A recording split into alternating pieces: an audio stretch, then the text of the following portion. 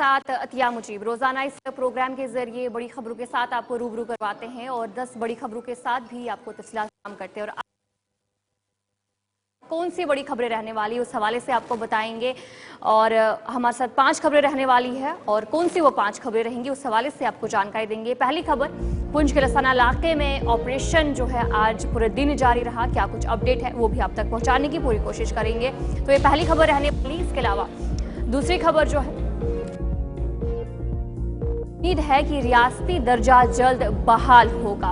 वज़ीर आज़म अब्दुल्ला की तरफ से जो ये बयान है वो जारी किया गया है। इसके अलावा अगली खबर क्या कुछ रहने वाली है, इल्तिजा मुफ्ती की तरफ से उन्होंने नेशनल कॉन्फ्रेंस को तनकीद का निशाना बनाया। क्या कुछ कहा गया है उनकी तरफ से वो भी आप तक पहुंचाने की पूरी कोशिश करेंगे। इसके अलावा अगली खबर जहाँ पर ट्रेन से काफी ज्यादा उम्मीदें वाबस्ता है, महाजिर कश्मीरी पंडित की तरफ से कहा गया जिस तरीके से वंदे भारत ट्रेन का आगाज जल्द होने वाला है। और इसके अलावा अगली खबर, अमरनाथ यात्रा के लिए ऑफलाइन रजिस्ट्रेशन का आगाज जो है वो हो चुका है और तैयारियां भी मुकम्मल कर दी गई हैं। तो ये कुछ बड़ी खबरें रहने वाली है। आगे चलकर इस हवाले से तफसीलात भी फराहम करेंगे, लेकिन सबसे पहले रुख करेंगे बड़ी 10 खबरों की तरफ। वक़्फ़ तरमीमी एक्ट मुसलमानों के खिलाफ बड़े मंसूबे का हिस्सा। इसका आगाज मुफ्ती सईद के दौर हुकूमत में हुआ था। तनवीर सादिक का बयान। पुलिस ने सलाउद्दीन के फर्जंद पर को पुलिस ने इश्तिहारी मुजरिम दिया करार। अमरनाथ यात्रा की शुरुआत 3 जुलाई से। अमरनाथ यात्रा रजिस्ट्रेशन का आगाज। जम्मू कश्मीर में बारिशों की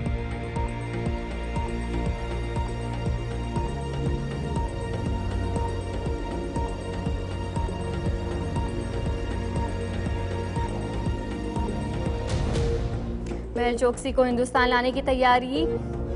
हाल के मामले पर सीबीआई और ईडी की मीटिंग।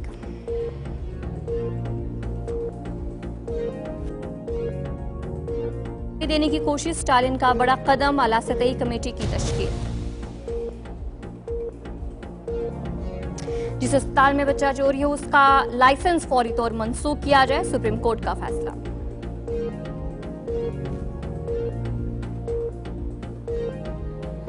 शेयर बाजार ने बढ़ी उड़ान, सेंसेक्स 1700 पॉइंट्स चढ़ा, निफ्टी 300 के पार।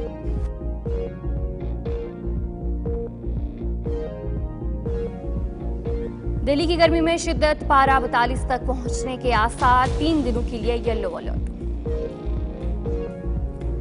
गजा में जारी जंग से इजरायली फौजी में बेचैनी, गुलानी ब्रिगेड का नेतन्याहू को खुला खत, जंग बंदी का मुतालबा।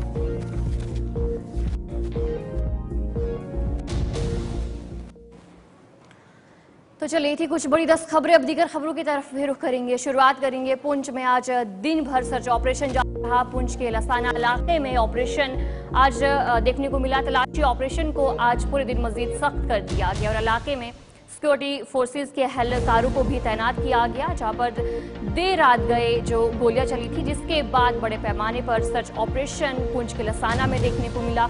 और जहां पर सराय के मुताबिक ये भी बताया जा रहा है कि इस इलाके में 3 से 4 मुश्तबा मिलिटेंट छुपे हो सकते हैं। पुंछ जिला के तहसील सुरनकोट के गांव लसाना में रात को सिक्योरिटी फोर्सेज और दहशतगर्दों के दरमियान आमना सामना हुआ, जिसके बाद बड़े पैमाने पर वहां पर सिक्योरिटी तलब की गई और आज पूरे दिन सर्च ऑपरेशन उस इलाके में जारी रहा। और देर रात को जो गोलियों की आवाज़ें सुनी गई और जिसके बाद पुलिस, स्पेशल ऑपरेशंस ग्रुप और नीम फौजी दस्तों की मुश्तरका टीम ने मुश्तबा नकल और हरकत की इत्तला पर शाम के वक्त गांव में तलाशी कार्रवाई जो है वो शुरू की। और आज पूरे दिन तस्वीरें भी आपको दिखाने की कोशिश कर रहे हैं कि पूरे दिन उस इलाके में आज सर्च ऑपरेशन जो है वो देखने को मिला। आसपास के इलाकों की बात करेंगे या फिर पुंछ हाईवे की बात करेंगे, वहाँ पर भी बारीकी से चेकिंग की गई आने जाने वालों की और सिक्योरिटी को मज़ीद जो है सख्त कर दिया है। और आज पूरे दिन जो पुंछ का लसाना है इलाका है वहाँ पर ये तलाशी कार्रवाई देखने को मिली। देर रात को तलाशी कार्रवाई भी शुरू हुई थी और उसके बाद आज पूरे दिन ये कार्रवाई देखने को मिली, जहाँ पर पुलिस की तरफ से कहा गया कि शाम देर गई पुलिस और फौज की मुश्तरका टीम ने लसाना पुंछ में जो है तलाशी कार्रवाई शुरू की और उसी बीच देखने को मिला जो फायरिंग है उसकी आवाज़ें सुनी गई, जिसके बाद इलाके को मुहासरे में लिया और कार्रवाई को मजीद सख्त कर दिया और फिलहाल भी ऑपरेशन बड़े पैमाने पर वहां पर जारी है।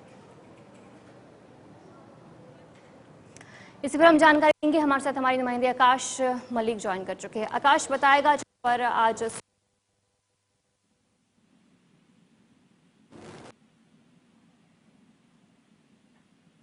जी आतिया, इस लसाना इलाके की बात करें जहां जो है देर शाम को जिस तरीके से व्हाइट नाइट कोर की तरफ से एक ट्वीट किया गया था कि देर शाम को ही जो है बीती रात को जो है सिक्योरिटी फोर्सेस और मिलिटेंट्स के बीच में जो है कांटेक्ट हुआ। उसके बाद जो है देर रात गई वहां पे जो है काफी ज्यादा फायर की आवाज जो आई है। सोर्सेस के हवाले से ये भी खबर आई है कि काफी ज्यादा फायर जो है रात को आया है। उसके बाद सुबह की पहली किरण से ही जम्मू कश्मीर पुलिस के साथ साथ इंडियन आर्मी ने इस पूरे इलाके को वसी पैमाने पे लेके सर्च ऑपरेशन सुबह से ही जारी है। जिस तरीके के जम्मू पुंछ हाईवे की बात करें, इस हाईवे पे भी जो है सिक्योरिटी को जो थोड़ा बढ़ाया गया था। सिक्योरिटी के हवाले से बात करेंगे, आने जाने वाले हर व्यक्ति का शनाख्ती कार्ड भी चेक किया जा रहा है। और बताएगा कि जाने वाली जो सुबह से ही ये ऑपरेशन देखने को मिला, अभी भी क्या बड़े पैमाने पर वहां पर ऑपरेशन देखने को मिल रहा है? जी, उस हवाले से बात करें, अभी भी उसी तरीके से जिस तरीके से सुबह जो है इस इलाके को छान किया जाता, अभी भी वही इलाका है। ये लसाना का जो खेत इलाका है, अभी भी जो है सर्च ऑपरेशन जो है वो जारी है। अच्छा आकाश, यहाँ पर ये भी देखने को मिल रहा था कि बताया जा रहा था जराये के मुताबिक कि 3 से 4 मिलिटेंट वहां पर छुपे हो सकते हैं। इस हवाले से क्या कुछ इत्तला है अभी? जी आती, इस हवाले से कोई भी इत्तला जो है अभी सामने नहीं है। सोर्सेज के हवाले से खबर जरूर आई थी, लेकिन इसकी किसी ने भी पुष्टि नहीं की। जिस तरीके से यहाँ ये भी खबर सामने आई थी कि एक फौजी जवान इंजर्ड होने की खबर आई है, लेकिन हमने भी ऑफिशियल से बात करने की कोशिश की। हालांकि ऑफिशियल्स की तरफ से इस पर कोई भी बात नहीं की। हालांकि ऑफिशियल कंफर्मेशन अभी भी पेंडिंग है और ऑफिशियल्स की तरफ से भी इस पर कोई भी बात नहीं की कि कोई जवान जख्मी है। लेकिन इस इलाके में सुबह से जो है वसी पैमाने पर सर्च ऑपरेशन जरूर जारी था। जी चलिए, बहुत बहुत शुक्रिया आकाश जानकारी देने के लिए। हमारे नुमाइंदे आकाश मलिक आपको अपडेट कर रहे थे कि पुंछ का जो लसाना इलाका है वहां पर बड़े पैमाने पर सर्च ऑपरेशन देखने को मिल रहा है। तो चलिए अब आगे बढ़ जाएंगे, जहां पर वजीर आला उमर अब्दुल्ला की तरफ से एक बड़ा बयान दिया गया। उनकी तरफ से कहा गया कि वजीर दाखिला के साथ जो मुलाकात हुई काफी खुशगवार माहौल में दर्जे की बहाली करने के लिए मुनासिब वक्त आ गया है और उन्होंने कहा कि उम्मीद है कि जल्द ही जम्मू कश्मीर को रियासती दर्जा मिलेगा। उमर अब्दुल्ला की तरफ से इन बातों का इजहार किया गया। उन्होंने कहा कि जो अमित शाह है उनके साथ मुलाकात हुई और ये मुलाकात अमित शाह के जम्मू कश्मीर के दौरे के दौरान हुई थी, जिसमें कई अहम मामलात पर गुफ्तगू भी की गई। उमर अब्दुल्ला की तरफ से कहा गया कि उन्होंने जम्मू कश्मीर को रियासत का दर्जा बहाल करने के हवाले से भी बात की और उन्हें उम्मीद है कि जल्द ही मरकजी हुकूमत इस हवाले से कदम उठाएगी और साथ ही साथ उन्होंने वक्फ जो कानून है उस हवाले से भी उन्होंने बातचीत की।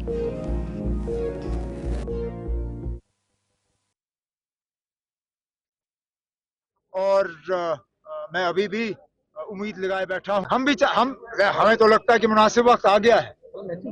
हमें तो लगता है कि असेंबली इंतखाबात के बाद अब 6 महीने पूरे हो गए हैं, लेकिन पिछले दिनों होम मिनिस्टर साहब श्रीनगर और जम्मू आए थे। मेरी अलहदा उनसे मीटिंग हुई, अच्छी मीटिंग हुई और मैं अभी भी उम्मीद लगाए बैठा हूँ कि बहुत जल्दी जम्मू कश्मीर को दोबारा रियासत का दर्जा मिल जाए। हमें तो लगता है कि मुनासिब वक्त आ गया है।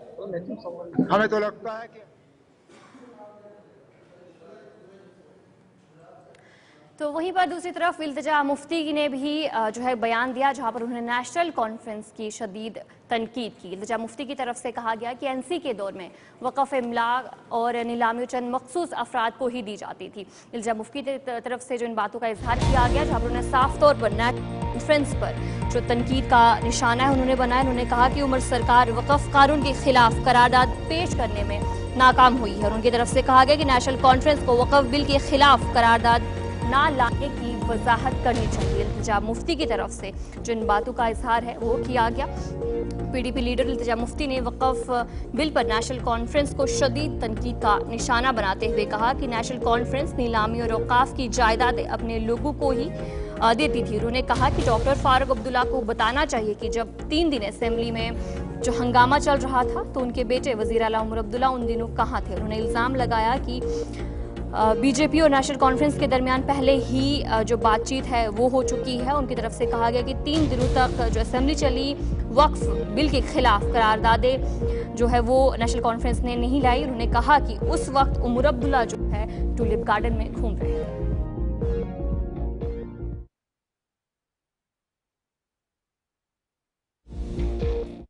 जी, वो एनसी सबसे बड़ा प्रोपेगेंडा वही कर रही है। मैं आपको बताना चाहती हूँ, उससे पहले जो औकाफ की सारी प्रॉपर्टीज वगैरह ऑक्शन थी वो एनसी जो अपने खास लोग हैं उनको देते थे।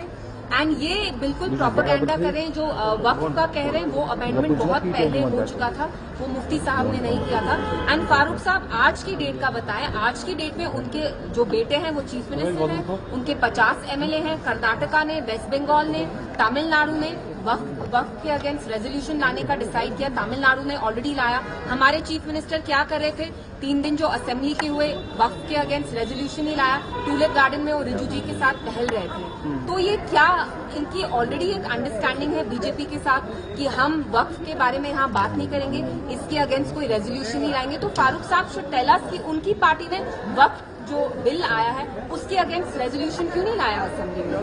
Despite the fact that Jammu and Kashmir is the only Muslim majority state in India, it is not just Muslims in Jammu and Kashmir who are looking up to us, it is also Muslims in the rest of the country, and this government, the National Conference, has terribly let them down. Because आप मुसलमानों के बारे में बात नहीं करना चाहते। 370 तो आप नॉर्मलाइज कर ही रहे हैं। आप 370 के बाद जो इंडिया में बाकी मुस्लिम्स के साथ गलत चीजें हो रही है, जैसे वक्फ है, we know it's anti Muslim, Muslims को डिसएम्पावर करने के लिए बिल लाया गया। एनसी उसके बारे में भी नहीं बात करना चाहती। क्यों नहीं बात करना चाहती? क्योंकि आपको इक्तिदार से मोहब्बत है, आपको अपनी कुर्सी चाहिए। तो फारूक साहब शुड ऑल्सो टेल अस कि जब वो चीफ मिनिस्टर थे औकाफ में क्या क्या होता था सबको पता है। शॉप्स किसको ऑक्शन की जाती थी, औकाफ में कितना करप्शन था। मुफ्ती साहब की वजह से 3 साल वो चीफ मिनिस्टर रहे और उसकी वजह से, उनकी वजह से औकाफ में एक ट्रांसपेरेंसी आई, अकाउंटेबिलिटी आई, जो एनसी के टाइम बिल्कुल नहीं हुई। तो चलिए अब आगे बढ़ जाएंगे, जहां पर वंदे भारत ट्रेन के हवाले से बात करेंगे। जल्द ही उस ट्रेन की शुरुआत भी होगी और वज़ीर-ए-आज़म नरेंद्र मोदी जम्मू कश्मीर का इस हवाले से दौरा करने वाले हैं और दौरे के पेश नज़र सिक्योरिटी भी सख्त कर ली गई है। और इस मौके पर लोगों ने भी खुशी का इजहार किया है और ट्रेन सर्विस से उम्मीदें वाबस्ता है। कश्मीरी पंडितों की तरफ से कहा गया कि इस ट्रेन की शुरुआत हो चुकी है और वो काफ़ी खुश है और साथ ही साथ उन्हें इस हवाले से उम्मीदें भी है। वज़ीर-ए-आज़म नरेंद्र मोदी जम्मू कश्मीर का दौरा करने वाले हैं और उससे पहले सिक्योरिटी के भी सख्त इंतजाम किए गए हैं। वज़ीर आज़म जो है 19 अप्रैल को बात करेंगे तो जम्मू कश्मीर पहुंचेंगे और वंदे भारत ट्रेन को हरी झंडी दिखाएंगे और इस मौके पर बड़े पैमाने पर जो सिक्योरिटी है वो सख्त कर दी गई है। और कल भी जम्मू में इस हवाले से जो पुलिस सरबराह है उनके सदारत में कल एक मीटिंग भी हुई थी और जो मकामी लोग हैं उनकी तरफ से कहा जा रहा है कि उनका ख्वाब पूरा होने जा रहा है। मकामी अवाम ने कहा कि इस ट्रेन से न सिर्फ मकामी लोगों को फ़ायदा होगा बल्कि सयाहों को भी काफ़ी ज़्यादा फ़ायदा इससे होगा। और दूसरी जानिब जो कश्मीरी महाजिर पंडित हैं उनकी तरफ से कहा गया कि वो काफ़ी खुश हैं और उन्हें भी काफ़ी ज़्यादा उम्मीदें हैं इस ट्रेन से। उनकी तरफ से कहा गया कि उन्हें अब उम्मीद है कि हुकूमत उन्हें भी कश्मीर वापस भेजेगी और उन्हें इस हवाले से काफ़ी ज़्यादा उम्मीदें जो है हुकूमत से वापस है।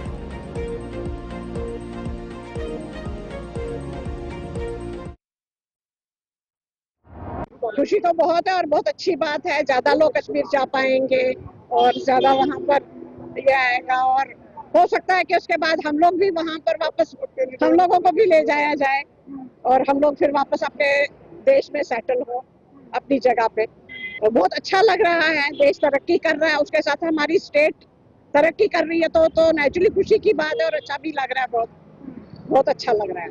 आप भी उम्मीद कर रहे हैं कि आपको भी वहाँ पर जो है? हाँ जरूर बिल्कुल। हम पले बड़े हैं, बचपन से वहाँ रहे हैं तो नेचुरली हमको लग रहा है कि अगर हम भी वापस अपने देश जाएं, अपनी जगह पे जाएं। इतनी जल्दी वो समय देख रहे हैं कि वो समय आएगा? बस हमारे लाइफ टाइम में आ जाए तो बहुत ही खुशी की बात है। और क्या बोल सकते हैं, जितना जल्दी हो उतना अच्छा। अपना बचपन, अपना जवानी सब याद आता है तो बहुत दुख होता है। जहाँ हम पले बड़े वहाँ नहीं रह पा रहे हैं तो इस बात का अफसोस है। अब ट्रेन जाने वाली है तो हाँ जी। अब कितनी खुशी, अब जाएंगे? जरूर जाएंगे। ट्रेन में सफर करेंगे वंदे भारत बिल्कुल ट्रेन में? बिल्कुल, वो पुल भी तो देखना है, जो इतना एशिया का सबसे ऊंचा पुल है, उसको देखने का तो एक शौक है ही। विश्व का सबसे ऊंचा पुल है। हाँ वही, उसको देखने का तो शौक है ही, और उसको देखने जरूर जाएंगे। हमारे जम्मू, खास करके जम्मू कश्मीर के लोग तो बहुत खुश हैं, क्योंकि काफ़ी देर से उनको ये फैसिलिटी मिलने जा रही है। तो खास करके जो बाहर से टूरिस्ट आएंगे उनको तो काफ़ी इसमें फ़ायदा होगा, उनको फैसिलिटी मिलेगी। लेकिन जो डायरेक्ट जो ट्रेन है दिल्ली से श्रीनगर मेरे ख्याल नहीं जाएगी, वो कटरा आकर के रुकेगी, कटरा से दूसरा शिफ्ट करना पड़ेगा। तो बाकी ठीक है, ये गवर्नमेंट की अच्छी पॉलिसी है कि खास करके जम्मू कश्मीर के लोगों के लिए वो कुछ सोच रहे हैं, और बंदे जो है बड़ी अच्छी लोकल जो ट्रेन है काफ़ी तेज़ ट्रेन है, इसमें लोगों को काफ़ी फायदा होगा। तो हमें बहुत खुशी है। तो ये अच्छी गवर्नमेंट की अच्छी पॉलिसीज है जो कि लोगों के बारे में सोच रहे हैं। श्योर उसमें, क्योंकि बाहर से जो टूरिस्ट आएंगे उनका तो आंकड़ा बढ़ेगा ही बढ़ेगा, और इसमें जम्मू कश्मीर को भी जो इकॉनमी है उसमें भी फायदा होगा, इंक्रीज होगी, और बाहर के जो टूरिस्ट हैं उनको भी काफ़ी फायदा होगा, क्योंकि वो इस ट्रेन में आकर के सफ़र करके आकर के जहाँ अपने वैष्णो देवी या दूसरे टूरिस्ट। बिल्कुल ये खुशी की बात है कि जो दिल्ली से ट्रेन निकलेगी और उसकी जो आवाज़ कश्मीर की घाटियों में गूंजेगी, और जो एक सपना हुआ करता था स्विट्ज़रलैंड टाइप का सपना, जहाँ ट्रेन इसी हिसाब से निकलती थी और लोग कितने खुश होते थे, यही जो माहौल अब आपको कश्मीर में दिखेगा। लोग बहुत खुश है उत्साह के। हालांकि जम्मू का ट्रैक अभी कुछ कमियां है, तो हम चाहते हैं कि ट्रेन जम्मू से स्टार्ट होकर कश्मीर जाए तो वो अच्छा रहता है। चलो माता की मर्जी है कि कटरा से स्टार्ट है, इससे भी लोग खुश है, क्योंकि हर कोई जाना चाहता, जो वो ये चाहता था कि ट्रेन के रास्ते कश्मीर जाने में कैसे फील करेंगे, क्योंकि तो हम बहुत खुश हैं। पहले हमें बस में जाना पड़ता था या अपनी गाड़ी से जाते थे, तो इस बार ट्रेन से जाएंगे, कश्मीर की वादियों में घूमेंगे, बहुत मजा आएगा। बहुत खुश हैं हम, काफी एक्साइटेड हैं इस चीज को लेके। हाँ जी बिल्कुल, ये एक तरह से सपना ही था कि कश्मीर घाटी में ट्रेन कब जाएगी, तो अब हमारा सपना पूरा हो रहा है। अमरनाथ यात्रा के हवाले से बात करेंगे, जहां पर तैयारियां जोरों शोरों पर है और अमरनाथ यात्रा के लिए ऑफलाइन रजिस्ट्रेशन का आगाज भी हो चुका है और बैंक शाखों के बाहर सुबह से ही अकीदतमंदों की लंबी कतारें आज देखने को मिली और अमरनाथ यात्रा 3 जुलाई से 9 अगस्त तक जारी रहेगी। अमरनाथ यात्रा की तैयारियां जो है जोरों शोरों पर देखने को मिल रही है। अमरनाथ यात्रा के लिए ऑफलाइन रजिस्ट्रेशन शुरू हुई और इस दौरान सुबह से ही बैंक शाखों पर अकीदतमंदों की लंबी कतारें देखने को मिली। ये यात्रा 3 जुलाई से शुरू होकर 9 अगस्त को रक्षाबंधन के मौके पर इख्तिताम पजीर होगी। हुकाम ने जम्मू कश्मीर में 3 बैंकों, Jammu Kashmir bank, state bank of India और पंजाब नेशनल बैंक की शाखों पर रजिस्ट्रेशन की सहूलियात रखी। इस दौरान सुबह से ही मुख्तलिफ बैंक शाखों पर अकीदतमंदों ने वहाँ पर लंबी कतारें देखने को मिली और रजिस्ट्रेशन में हिस्सा लिया और लोग भी काफ़ी ज़्यादा खुश नज़र आए इस मौके पर। जम्मू कश्मीर के लेफ्टिनेंट गवर्नर मनोज सिन्हा ने 5 मार्च को राजभवन में श्री अमरनाथ यात्रा श्राइन बोर्ड की 48वीं बोर्ड मीटिंग के दौरान यात्रा की तारीखों का ऐलान किया था।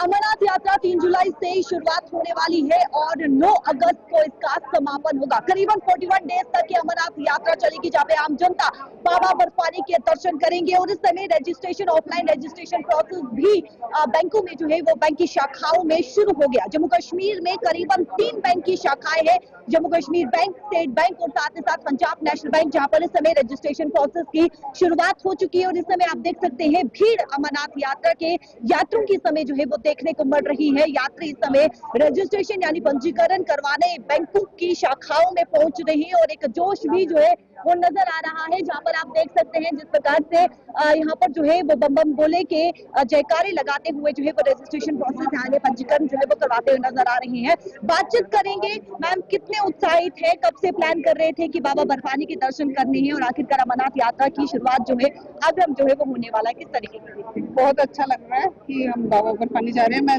3rd टाइम जा रही हूँ। तो हर साल होता है कि जाएं वहाँ दर्शन करें अच्छे से बाबा के। आप रजिस्ट्रेशन प्रोसेस करने के लिए, पंजीकरण करवाने के लिए यहाँ पर पहुंची हैं, कैसा अनुभव आपका? इससे पहले यात्रा की है आपने, कैसा अनुभव रहा है? बहुत अच्छा रहा। आप कितने उत्साहित हैं? एक बार फिर आप उत्साहित हैं? पिछली बार ही हमने सोच लिया था कि इस बार जाना है हमें, पहले दफे में दर्शन करने हैं। कौन सी यात्रा है आपकी? मेरी मतलब पहलगाम से। पहली यात्रा है? दूसरी यात्रा है। कैसा लग रहा है? कितने उत्साहित है? कितने एक्साइटमेंट है? अमरनाथ यात्रा की जा रही हैं आप, बाबा बर्फानी के दर्शन करेंगे, कितनी एक्साइटमेंट? मैं बहुत एक्साइटेड हूँ, सेकेंड टाइम जा रही हूँ। सेकेंड टाइम जी। ये आप देख सकते हैं जयकारे लगाते हुए बाबा भोलेनाथ के, और पंजीकरण की प्रक्रिया जो है वो यहाँ पर शुरू हो चुकी है। जम्मू कश्मीर के 3 बैंक जो है, 3 बैंक की शाखाएं जो है वो निर्धारित की गई है, जहाँ पर इस समय रजिस्ट्रेशन प्रोसेस जो है वो शुरू हो चुका है। और आप संख्या देख सकते हैं, यात्रियों की संख्या आप देखिए, मैं आपको दिखाना चाहूंगी। आप देखिए यात्रियों की संख्या इस समय, आप देखिए किस प्रकार से जो है वो भीड़ बैंक की शाखाओं में जो है वो देखने को मिल रहे हैं। सर कितने ज्यादा एक्साइटेड है, उत्सुक कितने ज्यादा है, बाबा बर्फानी के दर्शन करने के लिए जा रहे हैं? हाँ, बहुत खुश हैं। तीसरी चौथी बार जा रहे हैं। चौथी बार जा रहे हैं, क्या कहना चाहेंगे सर? कैसा अनुभव रहा बाबा बर्फानी के दर्शन करने का, और आप फिर से बाबा बर्फानी के दर्शन कर रहे हैं? बहुत अच्छा लग रहा है, बहुत अच्छा लग रहा है। अब हम कोई फिफ्थ बार जा रहे हैं। क्या बोले? तो चलिए न्यूज़ सेंटर में इतना ही अभी के लिए, मुझे दीजिए इजाजत और आप बने हैं गुलिस्तान न्यूज़ के साथ।